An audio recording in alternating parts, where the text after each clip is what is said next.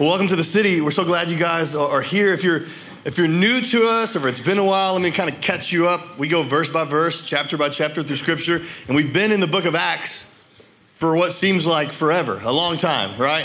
I checked, though, and it was actually almost exactly a year ago, just a little bit over a year, and I've got good news for you that have persevered.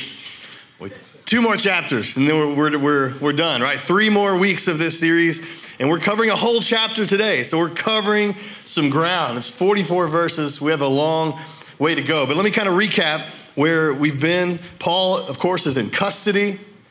He's been now for 2 years in Caesarea, 3 different trials. He's given his testimony before Felix and Festus, and last week Agrippa.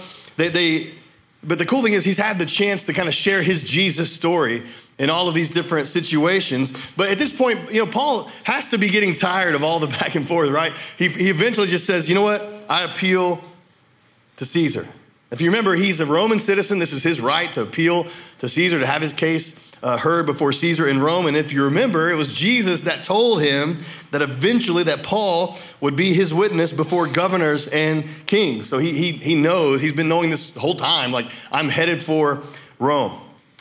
And so he's in custody of the Romans. They can't really figure out what he's done wrong, remember, at this point, but they agree. They set sail for Rome. This is the last recorded voyage of Paul. He's getting in a ship and he's headed across the Mediterranean. And just a spoiler alert, I'm going to spoil it for you right up front. The ship doesn't make it, okay? It ends poorly, a shipwreck. It's a pretty big part of today. The big idea is going to be don't get on a boat. That's what we're all learning today. Just the thought of being out in the open waters. Like, I don't know if you've been out like to sea, like where you can't see land anymore, like the long ways out there. And think about being just on an old wooden boat that some dude built like 2,000 years ago in the middle of the ocean. I mean, I can't imagine anything more terrifying than that. I've been deep sea fishing one time. I like to fish, but I like to fish in shallow water where if the boat sinks, you just walk back to the shore and everybody's fine. I went deep sea fishing. It's mid-90s. I was a teenager with my whole family, my parents, my 2 sisters, and it was miserable. We went 30 miles out. It was 12 hours. It was raining the whole time. It was cold. We caught a total of 2 fish. And if you've been deep sea fishing, you know that's not really, you don't really fish. You just reel the fish in, right? So 2 fish in 12 hours plus my 2 sisters were puking up McDonald's the whole day. In fact, one of my sisters had a crush on this blonde-headed deckhand. Like, have you ever seen somebody try to look cute while they're throwing up? I mean, it was great. It was great. I'll never forget it. The Titanic, you remember that one? Violins playing and people saying their prayers on the deck and like all those people going into their icy, watery graves. Beautiful story. Or how about Perfect Storm? She says, I'll never let you go, but then she lets him go. That's all I'm saying. You have the perfect storm. You have that little tiny fishing boat that he just gasses it up like the 100-foot wave, and then he just chooses to go down with the boat to sink. Like, again, spoiler, if you haven't seen it, that's what happens at the end. He drowns. Well, Paul is about to have his Titanic meets perfect storm moment. It's not gonna end well, okay? It's gonna get a little scary. And Luke's about to spend an entire chapter and a half telling us just endless details about this doomed journey across the Mediterranean Sea.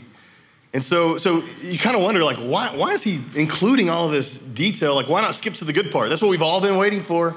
That's what Paul's waiting for. Like, let's get to Rome. Let's get to Caesar. What's with all this wasting of ink here? Well, maybe there's something in us that we need to kind of dig for here. This thing is going to kind of play out like a movie. I mean, so much tension, so much drama and suspense. And that can be a little bit like life, right? What about life's storms? Have you ever been through one of those? Maybe you're there right now, right in the middle of the storm of your life. Maybe you're barely hanging on as the waves just keep pounding you impounding you one after the other. Maybe you feel like you're losing your footing, you're off balance. You don't know if the next wave is the one that's going to take you out. If I'm being honest, our church has been in a storm. Clayton has been in a storm. As someone who does most of our counseling in our church, and as someone who leads our marriage ministry, I can tell you right now, it's like an epidemic. Like the marriages of our church are under attack.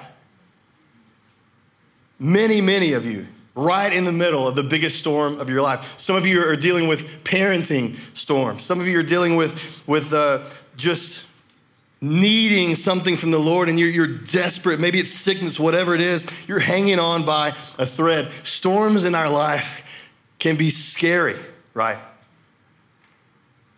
Can throw us off balance. But I think we can learn today, not only from Paul's storms, right? His whole ministry has been a series of storms, but the actual storm that he endured. And I hope you can also see as we go along, we'll tie this up at the end, but just a beautiful picture of the gospel that's kind of woven through this shipwreck story. We're gonna be in Acts 27. Like I said, we're covering the whole chapter. We got a long ways to go. I'll go as quick as I can. We're gonna have a map up for a lot of these. It's helpful to kind of see. He gives a lot of details about where they are and what happens.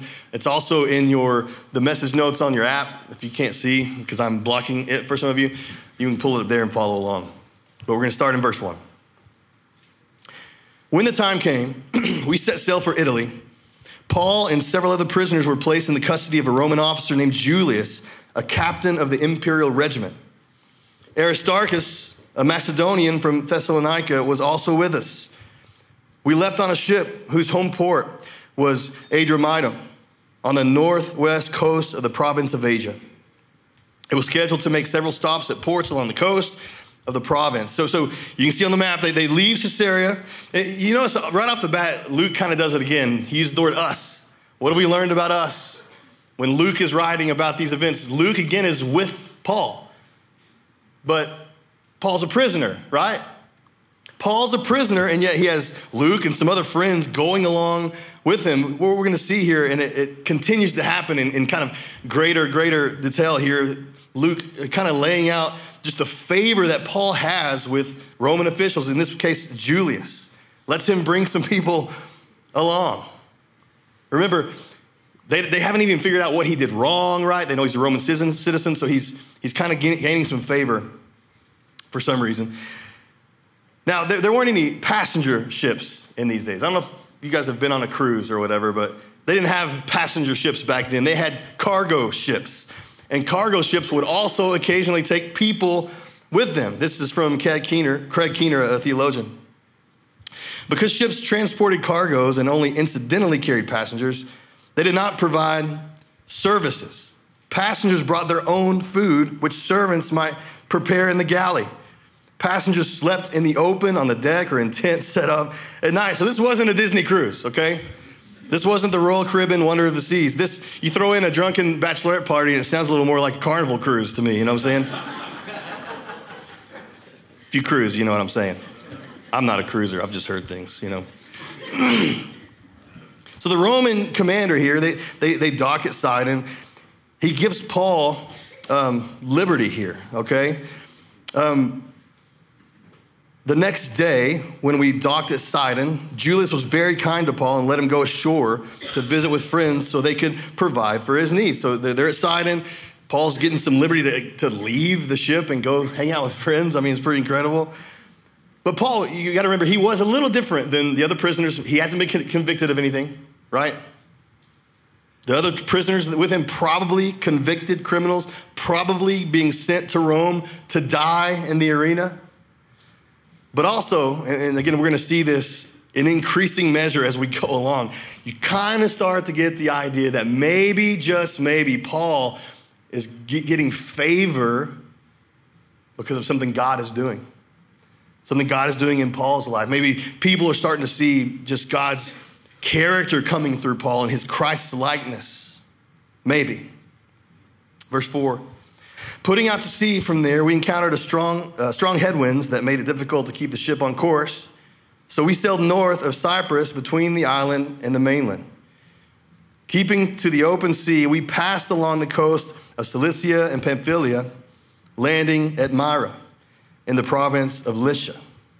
There, the commanding officer found an Egyptian ship from Alexandria that was bound for Italy, and he put us on board. So they're changing ships now. They're getting on a different ship, a big cargo ship, and they're landing in Myra. Now, this is the southern coast of what is now Turkey. Myra would have been a great stopping place for a ship that was sailing for Italy. It's kind of on the way. They changed boats to this larger cargo ship. We know kind of what this ship looked like from this account and other historical documents. This was a big, big boat. This would have been somewhere between 140 and 180 feet long, 40 to 50 feet across, 40 plus feet deep. And he'll tell us later, Luke will tell us that there were 276 people on board, pretty close to the same number of people that are in this room right now, on this ship together. It was sturdy. It was a sturdy cargo ship, but it had some major, major flaws. Number one, it had no rudder. You don't have to be an expert to be like, that can't be good. They didn't have a rudder. They had two big oars that they would put behind the ship to try to kind of steer it. And then they had one mast with one sail that was square, like a very, very basic. I know nothing about sailing.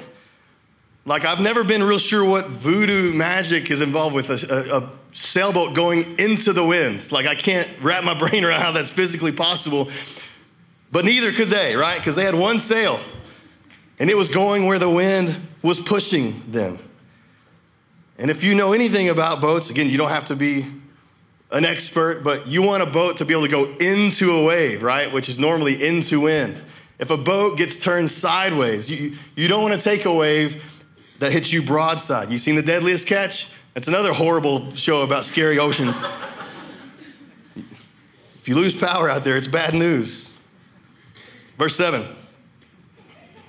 We had several days of slow sailing, and after great difficulty, we finally neared Cnidus. That's one of those silent seas for some reason, Cnidus. But the wind was against us, so we sailed across to Crete and along the sheltered coast of the island, past the Cape of Salmone. We struggled along the coast with great difficulty and finally arrived at fair havens near the town of Lasea. So again, several days between Myra and Cnidus, they decided to go on to Crete. So imagine this again. You have kind of a northeast wind pushing them, but they're trying to go a little more north than they ended up going, right? The wind's fighting them. A normal route from Myra to Rome would have taken them, if you see the map, south of Rhodes and north of Crete to Sicily. But they're getting pounded by the winds and the wave. They are already so far off course. Like this thing is going sideways very, very quickly. Verse 9, we'd lost a lot of time. The weather was becoming dangerous for sea travel because it was so late in the fall, and Paul spoke to the ship's officers about it. He said, "Men, I believe there's trouble ahead if we go on. Shipwreck, loss of cargo, and danger to our lives as well." Some translations add here that they lost a lot of time because the fast was already over. So this kind of gives us an idea of when this is all taking place. The fast was a fast that happened on the Day of Atonement. This would have been about October 5th, AD 59. So the idea here that Paul's talking about is like, you don't sail in the winter in this area. Like if you try to sail the Mediterranean in the winter, it was like a death sentence basically. So the idea is like September 14th is kind of the window until November 11th. That's when it starts getting like a little bit dangerous. You do not go after November 11th. So here we're kind of right on the cusp of that October 5th. The winter is approaching. It's getting dangerous. And Paul is speaking up here. He's like, listen, this is not a good idea. Like, what are y'all thinking? This is so dangerous. And you might be thinking, well, Paul's just a preacher. What does he know about the open seas? You know, he's not a sailor. Remember, he's an experienced traveler. And all of his traveling at this point, he traveled somewhere around 10,000 miles in all of his journeys, 3,500 of that being at sea in this very ocean. And we also know from his writing in 2 Corinthians chapter 11, he tells us by this time, Paul's already shipwrecked 3 different times and spent a full night adrift at sea. So the man knows what he's talking about. And maybe the Holy Spirit has something to do with his wisdom in this moment. Maybe God's telling him something. But the officer in charge of the prisoners listened more to the ship's captain than the owner than to Paul. And since Fair Havens was an exposed harbor, a poor place to spend the winter, most of the crew wanted to go on to Phoenix, farther up the coast of Crete, and spend the winter there. Phoenix was a good harbor with only a southwest and northwest exposure. So to clarify, for those of you from Oklahoma, you're probably thinking Phoenix sounds like a great place to spend the winter. Not that Phoenix, okay? This is a port on Crete, okay? And it's very reasonable. It's not good to spend in Fair Havens. It's exposed to the wind. So they're like, let's just go a little bit up the coast. It's like 30 miles or so through a bay. Let's just go a little bit further, and then we can kind of hunker down for the winter. Seems reasonable. It didn't seem like a crazy thing. But what they're doing here is they're failing to kind of heed the wisdom from Paul. Majority rule. Paul gets overruled by the majority. I love this quote by Mark Twain. Whenever you find yourself on the side of the majority, it is time to pause and reflect. And man, should they ever have paused and reflected. Maybe some of you today need to pause and reflect. I'm sure it'll be fine. Verse 13. When a light wind began blowing from the south, that sounds good. The sailors thought they could make it. So they pulled up an anchor and sailed close to the shore of Crete. Only a light wind from the south. This is great news. And what's happening here is they're kind of lulled into this false sense of a security. Craig Keener says this. He says, calm before storms often appears in narratives of sea voyages in various genres. Sailors took advantage of favorable winds, and sometimes excessive optimism about current calm weather could breed danger. Lulled to sleep a little bit, a false sense of security, like no idea of the danger of that moment. And isn't that just what sin does in our lives? What temptation does? Kind of lulls you to sleep, a false sense of security. This is what feels good, or this is the way everybody goes. Like, oh, all my friends think this is the thing I should do, right? Kind of going with the flow, taking the easy way out.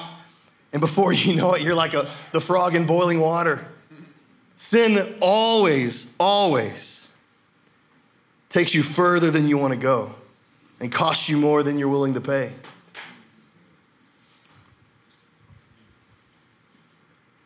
Before you know it, you look up and you're like, how did I get here?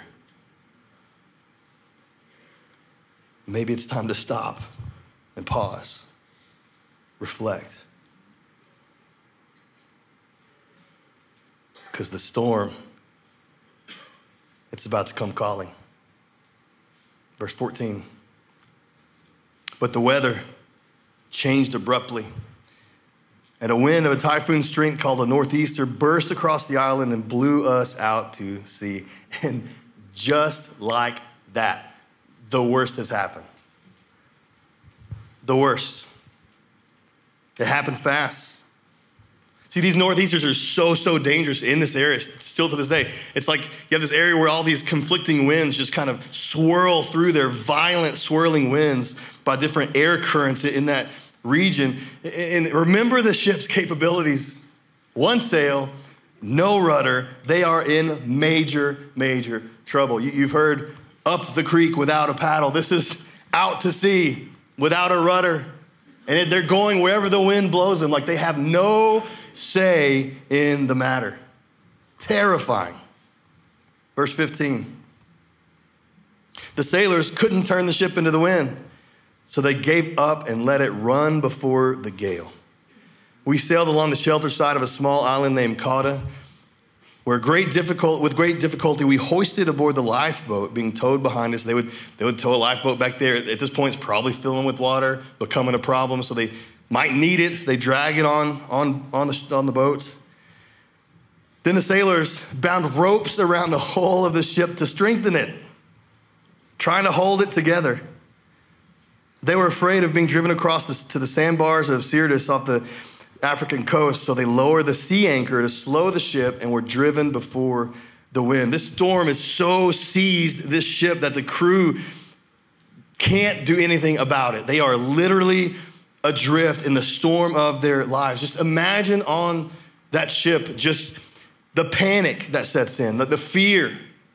What were conversations like? What were people thinking? How are they holding it together? This is what life's storms do to us. They bring to us fear, uncertainty, anxiety, just feeling like we're kind of flailing out of control. But there are some good things that storms do for us and do for our faith. So I'm going to give you 3 of them, and then we're going to keep going with the story. The first one is storms crush your comfort. Just destroy it, don't they? You been there? Here's what's amazing about Paul's situation. Paul is right in the middle of the biggest storm of his life, and also right in the middle of the will of God. How can that be? Right in the middle of God's will and right in the middle of a storm. See, we think, if I'm in God's will, if I'm doing the right, if I'm going to church, whatever, like things are going to be smoother for me. Not so fast, my friend. He might be leading you, but the path was never promised to be smooth. Even Jesus himself said, in this world, you will have what? Trouble. It is a promise. You're going to have some trouble in this life. It's not, but you're like, Jesus, I don't want trouble. I want to be comfortable. I want to be happy. Can we be honest with each other today? Comfort is what we want most. Is it or isn't it? If we're being honest, we want to be comfortable. And some people kind of mistakenly think that being a Christian should bring you more comfort. Tell that to Paul, where literally following Jesus has made his life anything but comfortable. Every other person we've read about in the early church in the book of Acts. Listen, whether you follow Jesus or not, storms are coming your way. Because not only do we live in this broken, sinful world, which again automatically means just things are going to happen to us, painful things. You also know that as a follower of Jesus, guess what you have on top of that? You have a target on your back. Because you have an enemy whose only objective is to steal, kill, and destroy. Who? You.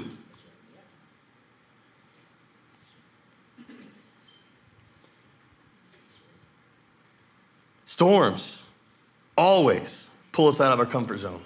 Always. Side note here, for those of us seeking a comfortable life, very rarely will comfort and obedience go together. Very rarely will comfort and obedience go together. Stepping out in faith automatically equals a certain level of discomfort.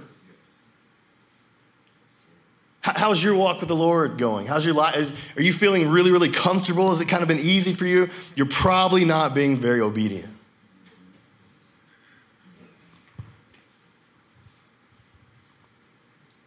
Verse 18.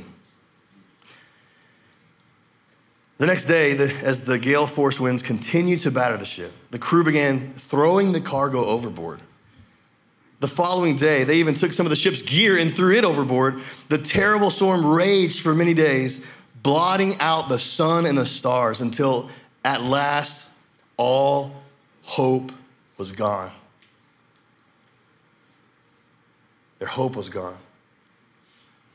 They started throwing cargo overboard. most likely Egyptian grain. Now listen, this was the very reason that this ship was going where it was going, was the cargo on board. And then all of a sudden, it's not so important anymore. They're throwing it into the ocean. Why? Because when a storm hits,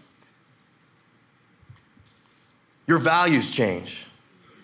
Storms change your values in a good way.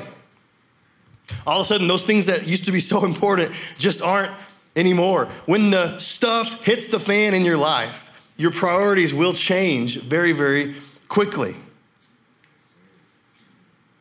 All of a sudden, yesterday's priorities, concerns, problems, all the stresses or whatever, they don't seem quite as important. You figure out real quick what's important to you. Clayton's talked about this. Like the diagnosis brought with it some clarity. What was that clarity? Well, it's what's important in life. It's faith and family and preaching the gospel. I don't know if you can tell, but if ever Clayton was worried about driving people away from the church or hurting people's feelings or stepping on toes and delivering hard truths, if he was ever afraid of doing any of that, he's not anymore. Storms change your values. Verse 21, no one had eaten for a long time. Probably because they're all throwing up. Can't be wasting food. Finally, Paul called the crew together and said, men, you should have listened to me in the first place and not left Crete. He literally says, I told you so. You would have avoided all this damage and loss, but take courage. None of you will lose your lives, even though the ship will go down. Talk about a mixed message. For last night, the angel of the Lord, the angel of the God to whom I belong and whom I serve stood beside me, and he said, don't be afraid, Paul, for you will surely stand trial before Caesar. You're going to make it to Rome. What's more, God in his goodness has granted safety to everyone sailing with you. So Paul tells him again, take courage, for I believe God. It will be just as he said, but again, the bad news, we will be shipwrecked on an island. Again, what business does a prisoner have speaking up and talking to the crew like this? I mean, it's wild. He's like, you should have listened to me, but listen, God spoke to me and we're all going to be okay, but we're going to lose everything. Storms create opportunities. They create opportunities. Did you know? When you go through a storm, not if, when you go through a storm, people are watching you. You know this is true. As a Christian, like, how are you going to respond, react? How are you going to handle difficulties? They were watching Paul, and it kind of seems, and we're going to see this over and over as we continue in the story, it seems like Paul might be the only one not panicking. Why? Probably had something to do with who had his heart and who had his ear. Storms are opportunities for you to reveal to the world in what or in whom you really trust. The storm of your life is an opportunity, if you allow it to be, for people to see who is it that you really serve. Like, who are you anchored to in this dark moment of your life? Do you really trust him or not? Because the storm will find you out. And you will testify to the world without even trying which God you serve. To the faithful Christ follower, your storm will give you a chance for people to see Jesus in you. And it'll give you a voice into their lives. You've probably seen this happen. It'll give you a voice into their lives if they're going through a storm. Like, it gives you opportunities to point people to Jesus, just like Paul did. He had hope. He didn't keep it to himself. I love this quote by F.F. Bruce. He said, in the midst of this general dejection and despair, Paul stood up one morning and spoke cheering words to his companions in distress. It warms our hearts to see, first of all, that in some very human respects, he was quite like ourselves. He couldn't resist the temptation to say, I told you so. But those who had rejected his advice at to those who had rejected his advice at Fair Havens. But what he went on to tell them was exactly the situation, what it needed most, a message of encouragement and hope. Nor was this message the product of wishful thinking. He spoke as one who had received divine reassurance. He spoke with authority because God himself had reassured him. He said, I believe God. Notice he didn't say, I believe in God. What good is that? Every demon in hell believes in God, but Paul is declaring here his total confidence in God's sovereignty and providence, that his knowledge of the situation, right? His promise in the situation, that his hope was in a God that is faithful, who keeps his promises. In the storm of your life, either you believe him or you don't. And again, the storm will find you out. Now, the rest of the story, and then I've got some takeaways for you. Verse 27, about midnight on the 14th night of the storm, can you imagine? As we were being driven across the Sea of Adria, the sailors, since land was near, they dropped a weighted line and found that the water was 120 feet deep. But a little later, they measured again and found it was only 90 feet deep. At this rate, they were afraid they would soon be driven against the rocks along the shore, so they threw out 4 anchors from the back of the ship and prayed for daylight. So these ancient ships had multiple anchors. These would have been ones that they threw off the back to kind of keep them steady, right? Create some drag. And notice too, we don't know who the crew was, the prisoners, whoever. Probably some believers, some not. They prayed for daylight. Interesting. Maybe Paul's influence is having an effect here. Then the sailors tried to abandon the ship. This is kind of funny. The sailors, so these are the people that are in charge of driving the ship. They decide to abandon it.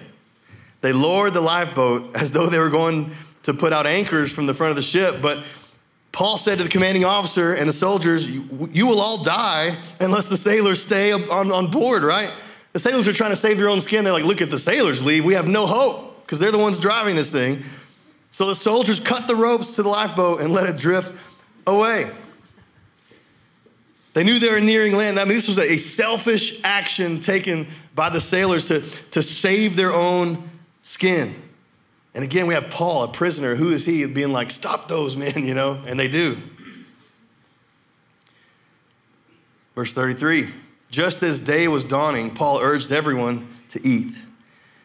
You've been so worried that you haven't touched food for 2 weeks, he said. Please eat something now for your own good, for not a hair on your heads will perish. Then he took some bread, gave thanks to God before them all, and broke off a piece and ate it. Then everyone was encouraged and began to eat, all 276 of us who were on board.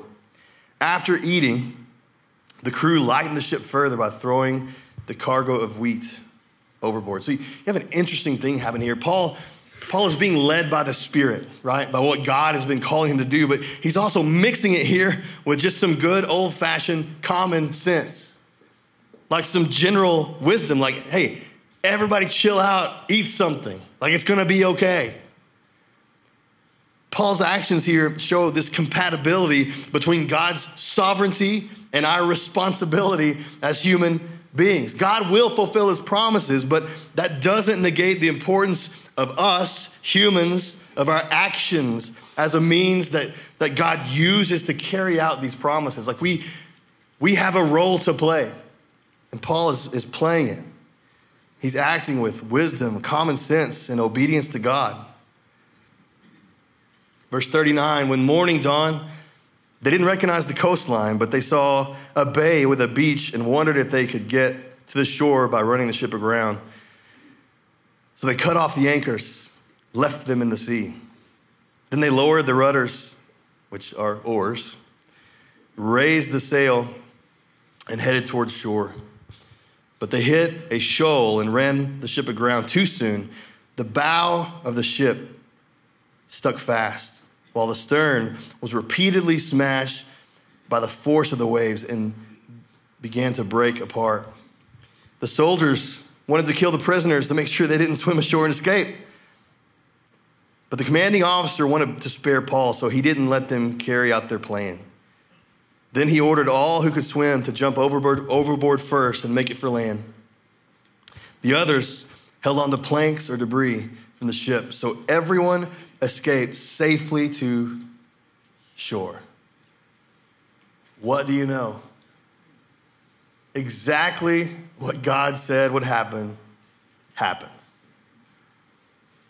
And what a coincidence, right? I mean, what are the odds that they get blown off course at the mercy of the seas, the waves and the wind, and they just happen to hit Malta? It's a tiny little island. What are the odds of this? F.F. Bruce says, if they missed Malta, there would have been nothing for it but to hold on for 200 miles until they struck the Tunisian coast. And no one could have expected the ship to survive that long. Like, this is God's providence, his sovereignty. Like, God said it, and then it happened. God's word never fails. And again, it seems like Paul had a deep trust and faith rooted in what God had promised him. He was the only one, or at least one of few, that kept it together. Did he experience fear? Yes. You remember what the angel said? Don't be afraid. Why did he say don't be afraid? Because he was afraid. God had already promised him he'd go to Rome. But he wasn't letting fear stop him. He was able to weather the storm, provide leadership, probably grow his faith in the process.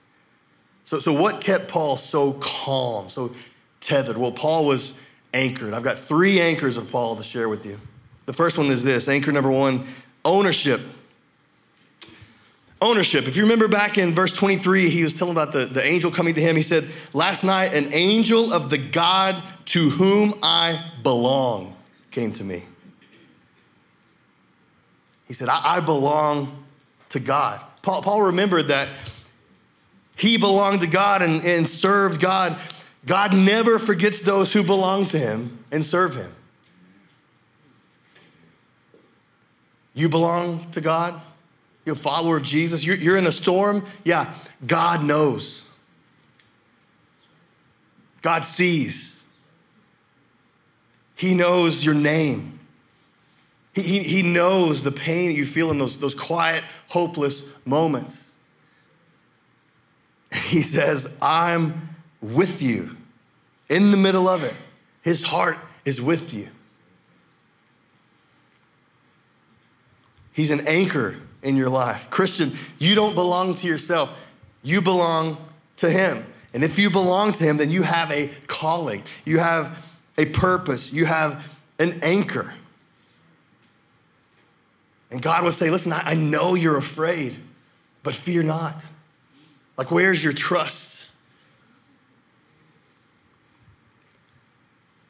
In his weakest moments, Paul knew that he was going to make it because God had promised it to him, but Paul needed reassurance. A lot of us need reassurance today in spite of the fear that he's with us. I wrote a song a long time ago, just going through some similar stuff in my life, just learning how to be obedient to God. There's a worship song called I Will Go. And it just talked about how, like, wherever you tell me to go, God, I'm going to go. And in the second verse, I wrote this one phrase that I got pushback from people on. But it says, I'll go afraid. Because I know that you're with me. Did you know, if we wait until the fear subsides, we will always be stuck. Some of us need to realize today that faith isn't the absence of fear. That we can, even in our fear, be obedient to God and step out in faith. God reminded Paul, giving him assurance, right? I love this quote by David Guzik. He said, Paul believed God when there was nothing else to believe. He couldn't believe the sailors, the ship, the sails, the wind, the centurion, human ingenuity, anything else, only God. This was not a fair weather faith. He believed God in the midst of the storm when circumstances were at their worst. Paul would say, along with Job, though he slay me, yet I will trust him. The storm and the danger were real, but listen, but God was more real to Paul than the dreadful circumstances. You might be feeling all kinds of fear and uncertainty, and those feelings are real. God gives us emotions, but they aren't always true. What's true? God, what God has said is true. We need reassurance that he sees you, he's got you, he loves you, he's faithful. Even in your fear, trust. Anchor 2 is service. Verse 23 again, he said, an angel of the God to whom I belong and whom I serve. He was serving God. He was on a mission from God. Craig Keener said, although Paul was presumably afraid at times, his own list of sufferings also reveal a character determined to accomplish his mission regardless of the cost. When you are on mission with him, he's not done with you. He who began a good work in you will be faithful to complete it. We sing that song that the bridge says, if I'm not dead, you're not done. God knows your expiration date. You don't. And if you're still breathing, you're still on mission with him. He still has a purpose for you. Paul actually goes into detail with this, his letter to the church in Corinth. He says you might remember this verse, to be absent from the body is to be present with the Lord. So he's like, man, I can't wait to be with Jesus. But how does he end that? He's like, but I can't because my work here is not finished. See, as believers, that should relieve some pressure on us. It's not up to us. The more we try to control things in our life, the more they fall apart. That's what trusting God is about. It's about letting go and letting him accomplish his mission in your heart and through you. If we're truly following Jesus, faithful followers of Jesus have their eyes not on this life and any circumstances, but on eternal things, like living for his kingdom, his purposes, not ours. David said, man is a mist, he's a vapor, here and then gone. Our lives are like that. We live for an eternal reward, eternal kingdom. Are you on his mission or your mission? Is it his mission or your mission? Because the way you answer that question will go a long way to determine how you handle the storms of life.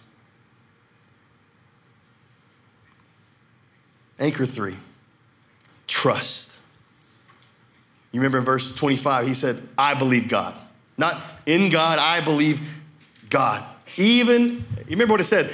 Hopeless. All hope was lost. The sun was blotted out. And they trusted. He trusted in God. God is a promise keeper. Listen to him. Don't listen to the majority. Don't listen to the people around you that are pushing you in a certain direction. Look to the author of truth.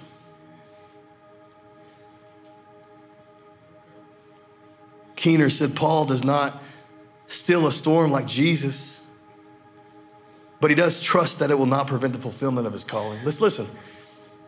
Paul's probably aware of that story, Jesus calming the storm, peace be still. You think he wasn't thinking you think he didn't pray for God to stop the storm? I bet he did. I would have. That's nothing for you, God. Calm the storm. But God didn't calm the storm. And still Paul trusted. It's so easy to get mad and question God. Why don't you calm this storm?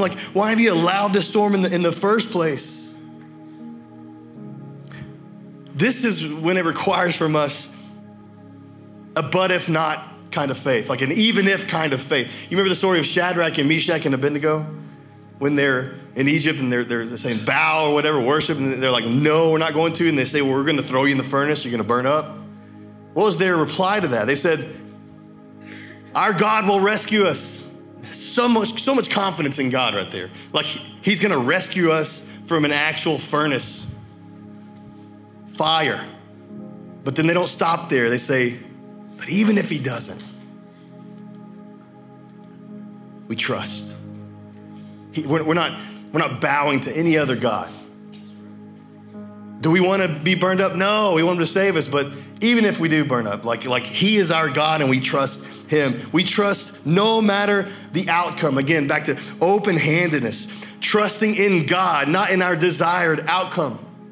You might be fearing the worst in your life right now. And listen, the worst might happen. It might.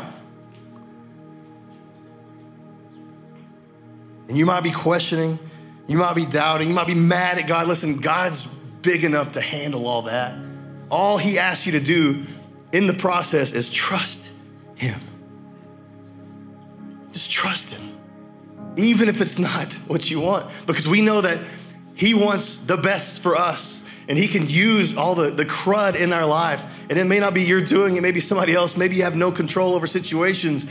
But you can put a trust in him that says, no matter the outcome of this thing, I'm still putting my faith in you because I know that you're gonna work it for my good and for your glory.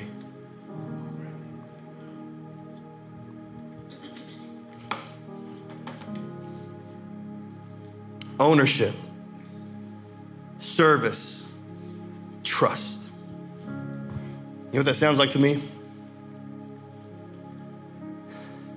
Maturity. And not even just spiritual maturity, but life maturity.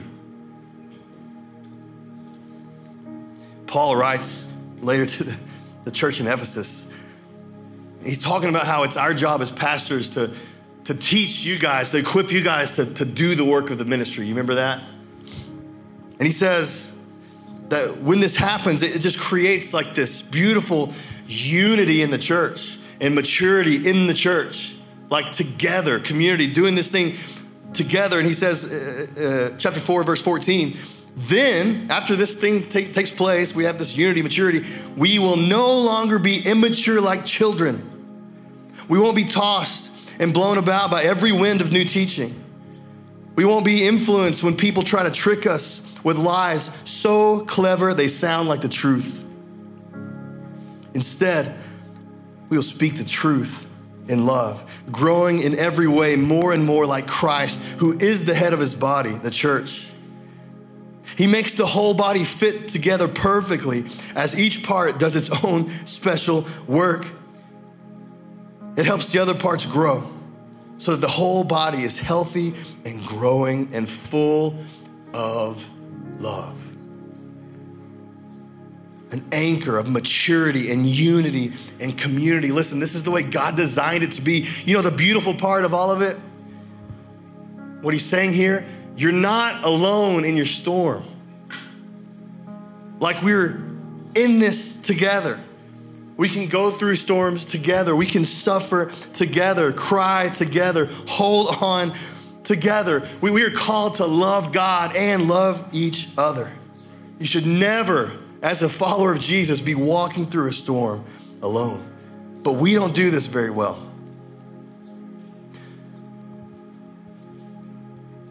There's a friend of mine, Lauren, who's from Canada. She's in our city group. We were talking just the other night, Wednesday night, about last week's sermon. She's been here about 10 years, and she was saying it was kind of some culture shock coming from Canada to the Bible Belt, Lubbock, Texas, you know. And she's like, man, everybody's so nice. Like, people are just so nice. But there was something off with it to her. Now, listen, here's the way she describes it. She says, it's like everyone is willing to bring you a meal, but very few of them are willing to eat it with you. What is that? I think what that is the curse of cultural Christianity that says, you know what? All I need is to be in church every week, smile everyone in the hallways, and pretend my life is all together when behind closed doors, it is absolutely falling apart. And as a result of that, we never learn how to really know each other, how to talk about real stuff, have difficult conversations, how to sit with people in their grief, in their storm. So what happens is over years, we don't have that Christian community when our life falls apart. We've got no one. That's why we say circles are better than rows. This is awesome, but it's not enough. Speaking of God's sovereignty, this is a timely message. You remember that one time back in Acts when we just happened to come to that verse about baptisms and then we just happened to have a baptism scheduled? We didn't plan that. Remember that one time there was about to be an election and then the one time Acts talks about politics happened to fall the Sunday before? We didn't plan that. If you're going through a storm, you're here for a purpose.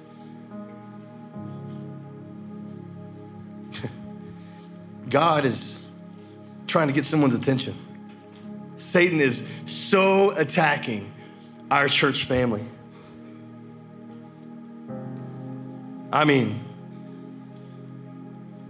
lives falling apart, families falling apart, marriages under such attack, dozens of them in the last few weeks. And in most cases, and this has been true for my whole career in ministry, most of those cases are lacking that piece of community, accountability. Like a biblical, just follow Jesus together, do life together kind of tribe around them. They're alone. With only the majority, right? The majority rule of voices pushing them in a wrong direction. And when that happens, it is so easy to be lulled asleep by the gentle southern breezes. You think everything's gonna be fine. And before you know it, you've traded the truth of God for a lie, and you have unknowingly, but willingly, defiantly, you're heading for disaster. Jesus would say, like Paul said, don't go. It's one of our values as a church, one of our core values is word and spirit. Word and spirit, you know what we compare those to? The rudder and the sail. The rudder of the word of God, the standard of truth. I'm gonna live my life according to the letter of his truth, not what I feel, not what my friends say, not what's easy, but his truth. The rudder of the word and the wind in the sail, the wind of the Holy Spirit. Following, learning what it means to walk in faith, walk by the Holy Spirit. Look at your life, your habits, your priorities, whatever, the way you make decisions. I have a question for you. Whose boat are you on?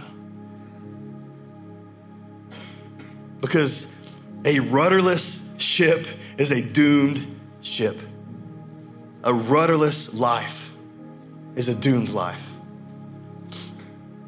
Without the rudder and the sail, you just go with the flow. And where do you think going with the flow takes you? Straight for the rocks. Would you pray with me as we close today? I don't know what's happening in your life. I'm asking you in this moment to just be open to what God would want to say to you. Is he speaking something to you? Has he put his finger on a place in your life that there's a lot of pain, but he's asking you to trust him? He's asking you to not do what the sailors did, like abandon ship to save your own skin, but trusting God, trusting his truth in your life. We talked earlier about this thread of the gospel through this story. There's a ship full of people not listening to God's voice that says, don't go, right? It's not gonna end well. This is not the right path. A ship full of prisoners, accused, heading to their final judge. You have this majority rule where they're lulled into this false sense of security, like, oh, it's gonna be fine. And then the storm rocks them. Paul gives this message of hope, but then what do the sailors do? They try to save themselves. God had already ordained they would live, but they still had to make the right choice. They could choose to trust God or try to save themselves. Which boat are you going to get in?